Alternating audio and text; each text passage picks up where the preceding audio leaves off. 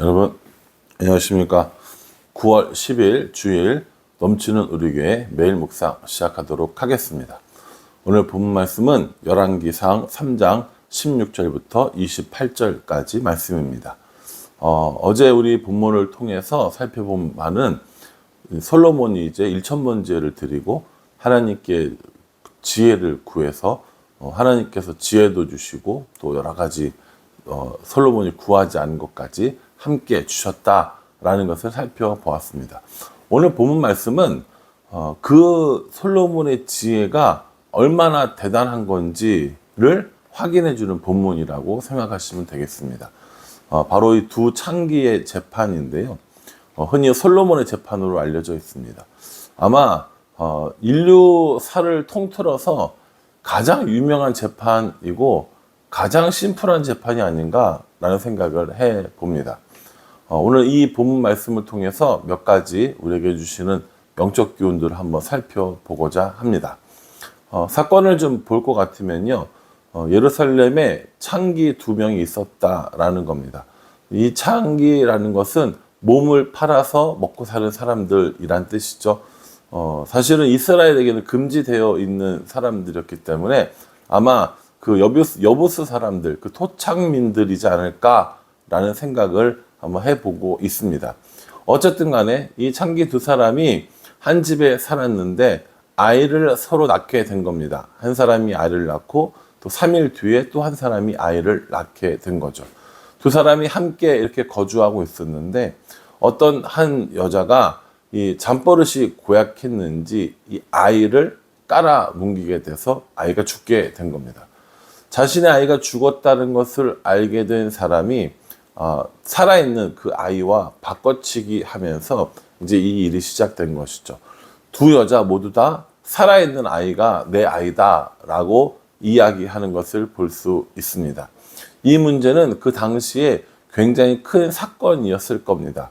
그러니 왕에게까지 이게 재판이 올라가게 된 거였죠. 내용은 이렇고요. 증인이나 증거는 아무것도 없었다라고 이야기합니다. 아이를 낳는데 그 아이를 누가 보러 오지도 않았을 거 아닙니까? 창기 아이들이라고 해서 또 그러니 다른 사람들의 증인도 없고 이름을 써놓은 증거도 없고 오늘날 같으면야 DNA 검사해 보면 금방 알겠지만은 그런 것도 아니고 이 사건이야말로 정말 증인도 없고 증거도 없고 어떻게 판결해야 될지 모르는 사건이었을 겁니다. 장안의 수문이 파다했을 거고 어떤 관리도 아마 이 문제를 해결하지 못했을 겁니다. 서로 이 두 여자들은 자신의 입장을 이야기하고 있습니다. 이 아이가 내 아이다. 죽은 아이가 저 사람이 아이다 라고 이야기하면서 서로의 그런 입장을 이야기하고 있기 때문에 결국 이 두 사람은 재판을 하게 된 거였죠. 솔로몬이 그 이야기를 다 듣고 나서 뭐라고 이야기하냐면 우리가 잘 아는 내용처럼 아이를 반으로 갈라라 라고 이렇게 이야기를 합니다. 반으로 갈라서 각각 나눠주면 되지 않느냐 라고 이야기합니다. 우리가 볼 때는 이게 무슨 말도 안 되는 이런 판결을 하나라고 했는데 저는 이 판결이 하나님이 주신 판결이다라는 것을 알고 있지만 오늘 본문 말씀을 묵상하면서 이 판결이 참 단순한 게 아니었구나 라는 생각을 합니다. 만약에 오늘날 우리에게 똑같은 혹은 비슷한 상황이 있어서 재판을 요구한다고 해서 이대로 한다고 되는 건 아니라고 생각이 듭니다. 왜냐하면 솔로몬은 지금 이 두 여인의 뭘 봤냐면 마음을 본 겁니다. 마음을 이야기하는 것이지 단순히 이 아이가 누구 것이냐를 의미하는 것은 아니라는 것이죠.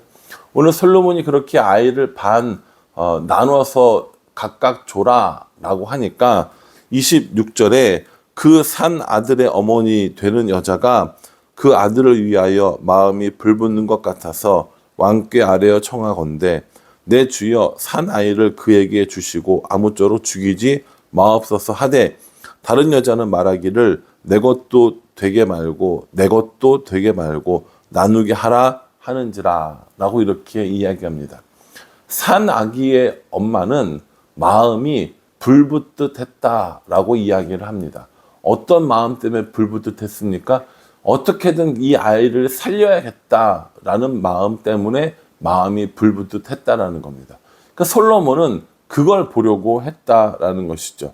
단순히 그냥 이 아이를 반 나눠서 줘, 그걸로 끝이 아니라 그렇게 했을 때에 그 두 여자의 마음이 어땠는가라는 것을 보고 싶었던 겁니다.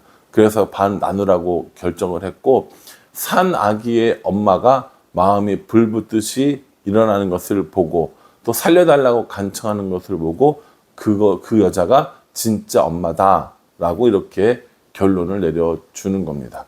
아까도 이야기했지만 증거도 없습니다. 증인도 없습니다. 아무것도 판단할 만한 근거가 없었지만 솔로몬은 이 두 여자의 마음을 들여다볼 수 있는 방법을 택한 겁니다. 사람들이 이 솔로몬의 재판을 보면서 뭐라고 생각하냐면, 야, 저거는 사람이 할 수 있는 게 아니야. 하나님이 지혜를 주신 거구나 라는 것을 깨닫게 되었다라고 하는 겁니다. 28절 말씀에 보면 온 이스라엘이 왕이 심리하여 판결함을 듣고 왕을 두려워하였으니 이는 하나님의 지혜가 그의 속에 있어 판결함을 봅니다 라고 이렇게 이야기합니다. 그러니까 단순히 재판으로 끝나는 것이 아니라 이 재판을 통하여서 솔로몬이 얼마나 지혜로웠는지, 또 그 지혜의 근본이 하나님이라는 사실을 깨닫게 해 주었다라고 하는 겁니다. 사랑하는 성도 여러분, 우리는 솔로몬은 아니지만 솔로몬 같은 재판을 해야 될 때가 있습니다. 혹은 솔로몬 같은 재판은 아닐지라도 마음의 무언가를 결정을 내려야 할 때가 있습니다. 이럴 때 우리가 결정하는 근거 혹은 판단하는 근거가 무엇이어야 하는지 오늘 이 재판은 우리에게 보여주고 있습니다. 첫 번째는요, 우리들 마음속에 있는 마음이라는 겁니다. 우리의 마음이 무엇을 선택하는지, 우리의 마음이 무엇을 따라야 하는지 스스로 살펴봐야 하는 거고요. 두 번째는요, 내 판단, 내 기준이 아니라 하나님이 주시는 기준, 하나님이 주시는 지혜가 필요하다는 것을 우리에게 알려주고 있습니다. 우리가 누군가를 재판하고 판단할 자리에 쓰는 일은 거의 없지 않습니까? 그러나 우리들의 삶 가운데 매일같이 무엇인가를 선택해야 되고 무엇인가를 결정하는 자리에 있는 건 맞습니다. 그럴 때 그 판단과 선택의 기준이 내가 아니라 하나님이어야 한다는 것, 하나님이 주신 지혜여야 한다는 걸 오늘 우리에게 보여주고 있다는 겁니다. 여러분, 오늘 주일입니다. 예배 드리러 오실 거죠? 혹은 저녁 때 보신 분들은 오셨죠? 예배를 드리러 가야 하나 말아야 되나, 놀러를 가야 되나 말아야 되나, 날씨가 이렇게 좋은데 다른 거 하면 안 되나 라고 하는 수도 없이 많은 갈등이 있을 겁니다. 그때 무엇을 선택할 것인가의 기준, 그것이 우리의 마음이고 그것이 하나님의 지혜여야 한다라는 것을 말씀하고 있습니다. 솔로몬은 하나님께 판결할 수 있는 듣는 귀와 지혜로운 마음을 달라고 했잖아요.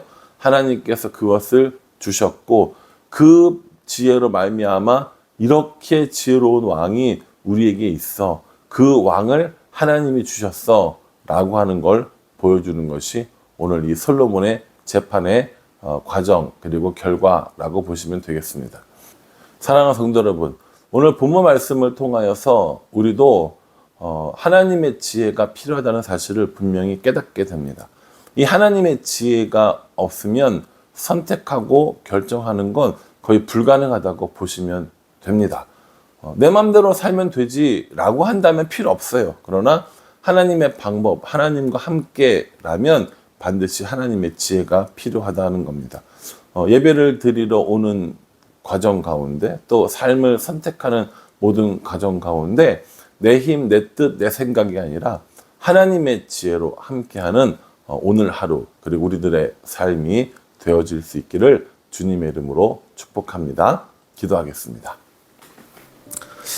하나님, 우리 가운데 솔로몬이 가진 지혜가 얼마나 대단한 것인지 보여주십니다. 우리도 이러한 지혜를 구합니다. 날마다 선택해야 하고 결정해야 하는 상황 속에서 내 뜻과 내 마음이 아니라 하나님의 지혜로 할 수 있도록 우리 인도하여 주시옵소서. 오늘 주일입니다. 기쁜 마음으로 하나님께 예배드리고 하나님을 찬양할 수 있도록 인도하여 주시옵소서. 예수님의 이름으로 기도합니다. 아멘. 예, 여러분 오늘 하루도 말씀 가운데 승리하시고요. 기쁨과 감사가 넘치는 주일 될 수 있기를 간절한 마음으로 기도하겠습니다. 감사합니다.